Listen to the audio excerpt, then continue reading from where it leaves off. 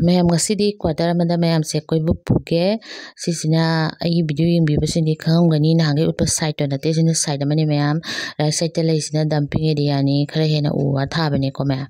aduga aina ngasi sattoiba akhoi manungda leba ichi amagi quarter se ma Assamese ni the Assamese se baido ko mayam adda ma se flower so yamna pothokpa kanba mi ne bako adda magi atai akhoi gamla gi da su flower kat su ma price am phangi ado magi quarter do ado loan gi su thagat pada hanak second price phange bako ai no modi chake khalaga sungam da lai ngasi di chatlu ke tawani aduga kitang su lei amani su lor ke tawani ai di lei am thabam leite ba ai di vegetable nga ta yam thabani na ko mayam so left side lei sina khoi sum park ni mayam park ti khoi manung sta omari leiye ado side da mana mayam ki li se mana akang bani ko mayam se worker mayam na khungala hosigi dumping area ado thamaga khoi menu gumba semna bani ko se ngasi di worker lak ta panumini shuti obagi natradi mana mayam se khongot khra da ne si quarter sina ne pasta he mai loan se masu pasan thai to mayam ado mai manak ti changaroi hosigi didi do adu mayum de chatke mana hena khara khangni ma se employee ni ma nurse ne mayam manung se leba hospital do da nurse oiba akhoi iche ni haitare baido mayam yodore ado son side china border side ni sonda drain achawba ma lei aduga sida tari se mayam yam thabagi mana nga tani se ko mayam lokat ki doini aduga akhoi sigi manungda refinery sigi manungda India sta lei state punama ki mi lei ko Tamil Bihari UP Punjabi loi le aduna khoi loina nusi chana na kaungnaraga amaga pot pina dana amaga ko sharing taunei aduga hojike ni satoi ba khoi iche se sida so akhoi hangam maroina kopi akhoi piba ngamba dum piri ne mayam aduna akhoi di sida leibani na eni amagi luhonge chali amagi holi tawre chali bihu tawre chali luho adegi angang amagi kainom thaudok chali akhoi na jara magi chane bi amagi thaudo ma chatlaga aido jato heta on ponte ba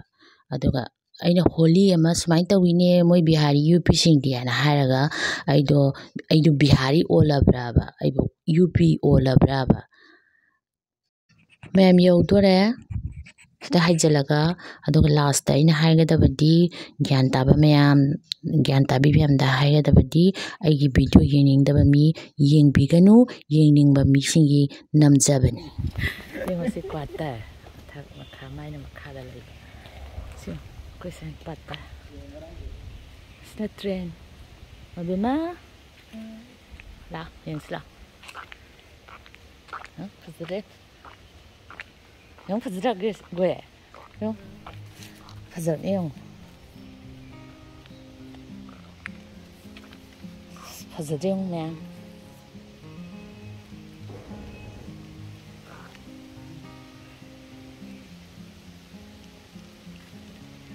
cái sải bị uống được sang ngomong apa nak tak? Lay bro, Didi, baydo.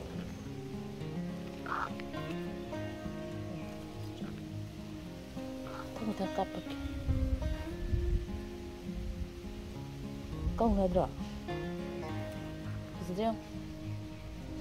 Asli pada heba payung mo. Aku itu saat pada. Ada mana yang dark oye? As, kau bersama. Sini red. Sini pink, sini purple. Oh wow, yung me, sige. Bogen bila. Aigi microphone tu kurang ada. Si bogen bila, sina white. Sina orange satra.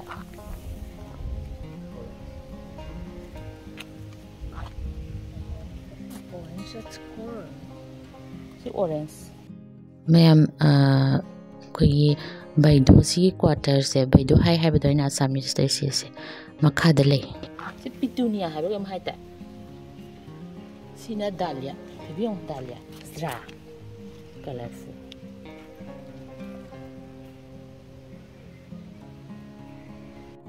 Yam phazana thabani o maya mai lam kitang phangpasida. This is me amagi sambal de am hawe du kai lei ko ge di khangti. This is phazade one.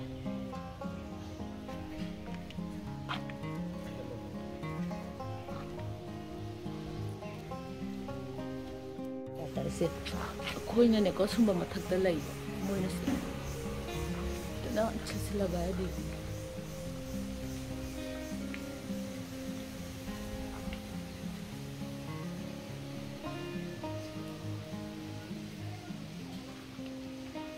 रोज कसे मागे मांगोन गसे खाक्त्रमने का खटफमने मां खाइसे मांगोन से picture pick पने बको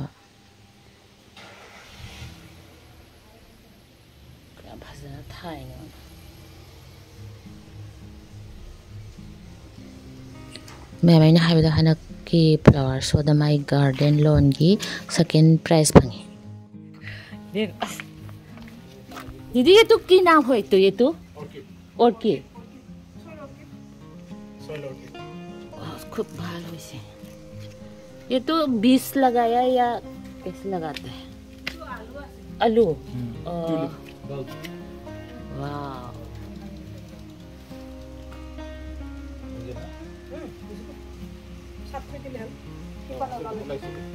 Asini didi se masi nurse ne si manungi employee ne me khara ga didi de gi law ne da lawge na khoi da char pine ba thiri di asi jom ha sai me bhi bol lagaya to हां है सारा तरफ लगा दिया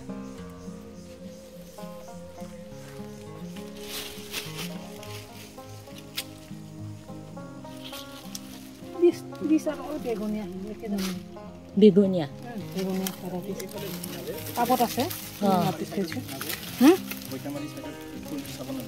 Papa tu papa. Boitamari बहुत আছে তো ABC nursery একটা দাম করে আছে এ আমার বকর ফলে আছে বহুত নার্সারি তার পরে নো ও boitamari ABC আছে এই বগাতে লাগে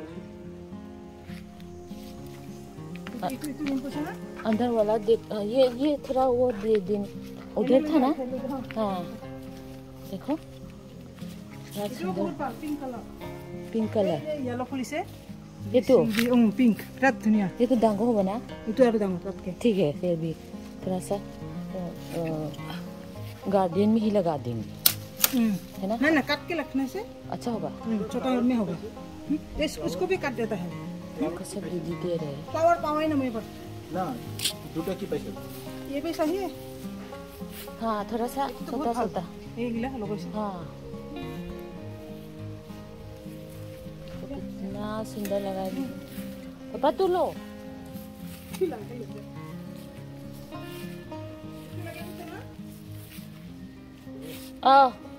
पिंक वाला গ্রিন আসিজি আসিজি হ্যাঙ্গিং নে এটো খুব হ্যাঙ্গিং ভালো হয় না আসি হ্যাঙ্গিং ইয়াম ফাজে আসিজি সিদি আখoi de lai kwa সিদি আখoi de sale তবে আসিজি ফাইন দাও ओ ये तो बड़ा हो गया ना इधर पे तो सब बड़ा हो गया ना वाह कितना देखो इसका नाम भी नहीं पता ना दीदी नाम पता नहीं सब सब गूगल में सर्च करके देखना पड़ेगा इतना सुंदर लगा है देख मैं दी लई क्या था दी वेजिटेबल ने याम थामने लई ममिंग से क्या खंगे खंगति सम हाइरो मैं लौरी इंपेशेंट लगे नहीं हाँ इंपेशेंट चाहिए थोड़ा सा ये व्हाइट बरखन आहिबो ना फिर बारिश में तो अच्छा से रखना पड़ेगा ना हाँ আপনার পরে ইমপ্রেশন গণেশ খুব লই যায় না और गणेश से मॉडल আছে সব তো মঙ্গল দিল ইনা হাজে তার মরিলাই মডেল পুরি থাকে যে मासी यामना सिलो ना हाय फजरे काय था दोइनो आई खंग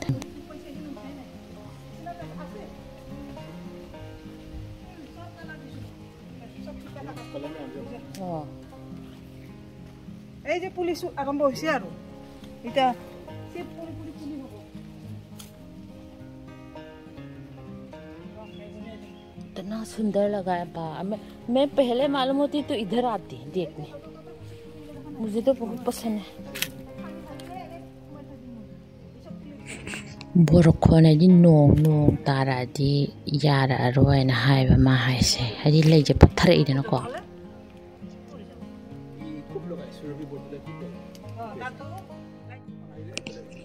मैम फजना थाई मैम अदुगा क्वार्टर अमदा फैमिली मरी मरी नि लेसे मथक्ता अनि मखादानी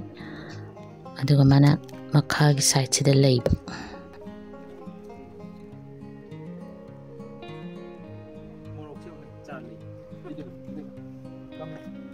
कौन सा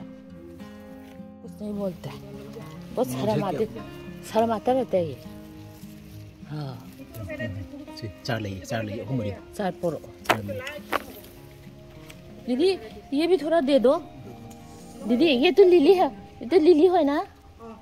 ये थोड़ा दे दो लिली वाला ये येलो वाला ना अब ये फूलेगा उसको इस बात देगा इसको नहीं इधर पे एक छोटा है देखो बहुत छोटा वाला 2 है देखो इधर पे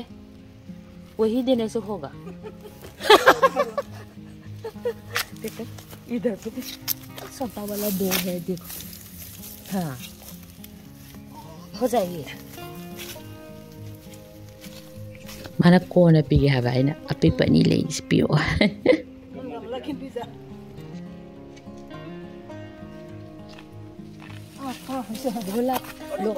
बहुत लोग आया होगा ना देखने के लिए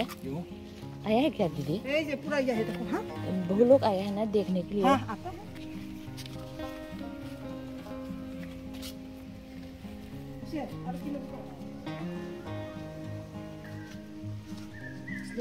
हाँ ये तो एरिया तो बहुत डांगर नहीं मुझे देखा लगे ले लो तो इसमें ले बोल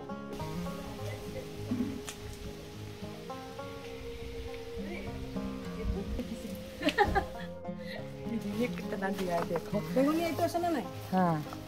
अमूनी से मैं खुयाम हम तो यंगो नर्सरी दे ले वेदी लिसिंग मरी मंगा होइरनी यूम योरकाना फजना हांगदोगा कई पिरके द मैं उलके मागी क्वास ऑर्किड याम थाइबको ऑर्किड सु पीगी माना व्हाइट येलो अदगी कई नम हाइरी खंगदे मागी क्वार्टर मा सेकंड ताबदो दीदी नर्स तो अदुदे येंग चलुबा लै म्यामदना ने खांगमदना ने को सिपो आइबद इकाय ना पादने पे तो हायबने मैम आईडी लै मम्मी से क्या खंगदेरी हिंजांग याम थाबनिना को बेमा करीबा नर्सरी दे लेरदी लिसिंग मरी मु ओइनी खंगला कई नो दे खंगदे ओ मैम अदो सिसिना ने ऑर्किड फाउ पिरे तो ऑर्किड प्रथम सिने सेम ओ माने दिनो को सिसु ऑर्किड ऑर्किड अमोबगा पिंक का हाइब्रा कन हाइब्रा सिसिना कइनो खंगदे खंगदमा तने सी अइना हाना लेम लुपा चनी पिरगा सिग्रेबा फजदे ओथे बे खतम येने अलियम जेउने आई काय थादनो खंदी कोकतगा से कथा सिसिना डांसिंग क्वीन हाइबदो डांस तौर याधरा पान सिसिसु कावरे खंद्रे ꯉꯛꯈ꯭ꯔꯝ ꯑꯩꯗꯤ ꯉꯛꯄꯗ ꯅꯠꯇꯦ ꯏꯀꯥꯏꯕ ꯑꯃ ꯌꯥꯎꯁꯜꯂꯛꯑꯕꯅꯤ ꯁꯤꯐꯥꯎ ꯍꯦꯛ ꯄꯤꯔꯛꯑꯣ ꯍꯥꯏꯅ ꯄꯤꯔꯛꯑꯕꯅꯤ ꯑꯩꯈꯣꯏꯗꯤ ꯌꯥꯝ ꯁꯤꯔꯦꯅ ꯐꯗꯤꯒꯣꯝ ꯁꯤꯁꯦ ꯑꯩꯒꯤ ꯊꯥꯗꯤ ꯊꯥꯏꯌꯦ ꯃꯃꯥꯡꯗ ꯀꯪꯁꯜꯂꯛꯄꯗ ꯄꯄꯥ ꯎꯕ꯭ꯔꯥ ꯃꯥꯗꯤ ꯌꯥꯝ ꯀꯌꯥꯝ ꯍꯦꯜꯗꯤ ꯑꯣꯏꯅ ꯌꯦꯡꯉꯨꯅꯦ ꯁꯤꯁꯤꯅ ꯃꯥꯅ ꯃꯤ ꯈꯨꯗꯤꯡꯒꯤ ꯄꯤꯕꯗ ꯁꯤ ꯆꯞ ꯃꯥꯟꯅꯩ ꯑꯁ ꯈꯨꯌꯥꯝꯅꯦ ꯃꯥ ꯄꯤꯔꯛꯏꯁꯦ ꯑꯩꯗꯤ ꯍꯤꯟꯖꯥꯡꯁꯨ ꯊꯥꯖꯕꯅꯤꯗ ꯀꯗꯥꯏ ꯇꯧꯗꯣꯏꯅꯣ ꯈꯪꯗꯦ English Ivy ꯐꯖꯕꯅꯤꯀꯣ ꯁꯤ ꯌꯥꯝꯅ ꯁꯤꯁꯦ ꯌꯥꯝ ꯐꯖꯩ ꯍꯩꯌꯦ ꯃꯥꯅ ꯍꯥꯏꯕꯀꯣ ꯍꯧꯖꯤꯛꯀꯤ ꯌꯦꯂꯣ ꯁꯥꯠꯄꯗꯣ ꯁꯤꯗ ꯕ꯭ꯔꯥꯎꯟ ꯁꯥꯠꯇꯣꯏꯕ ꯕ꯭ꯔꯥꯎꯟ ꯃꯥꯅ ꯀꯛꯊꯠꯈꯤꯕꯗ ꯉꯥꯏꯔꯤ ꯁꯤꯁꯦ ꯌꯥꯝ ꯐꯖꯕꯅꯤ ꯇꯣ ꯕꯦꯡꯒ꯭ꯂꯣꯔꯗꯒꯤ ꯄꯨꯔꯛꯄꯅꯦ lei pamba nadi bako ngawa da sing sing basi ising da su hingba kaino khangdi thara kanda sala kanda khangani kawreba mana pi ngai gi dagi khangba si ya phazai ma henging dagi aina khara si si pamba ma henging do si henging je nauraga le hobu do khambra kuya ma phudat pani ye maning de lo ni ne to pa loidri ka hai ba haitre sab hana lo ni sing de yung zen gi ge si si na ne peace lily da yam chaw ba variety phaza yung ne ani mas phaza de ne si ke no hai ta no gi da begonia begonia asli ni am tak kapung he mathate makhaba as ina khamra nang 5000 to bas gyare ba sidi imungda isinda thabe ne si am phaja mane bon fair ka we manipur na hawai na tabda ai tlai sai ngai tharan impatient di huju lo sela ba si na ne kugi si na ne aina namda mana di huju chat pa matam yore ha ba aina picture ani le si piro lily da ye yellow do se lok che ga la ho da ba do atai di ya morok cha do morok picture sungrang chat pi do pilau re ni mo de si kokta ma chang sa se han tha si do re papa ngasi di am tung zare aina khan da ko yamna kaya ba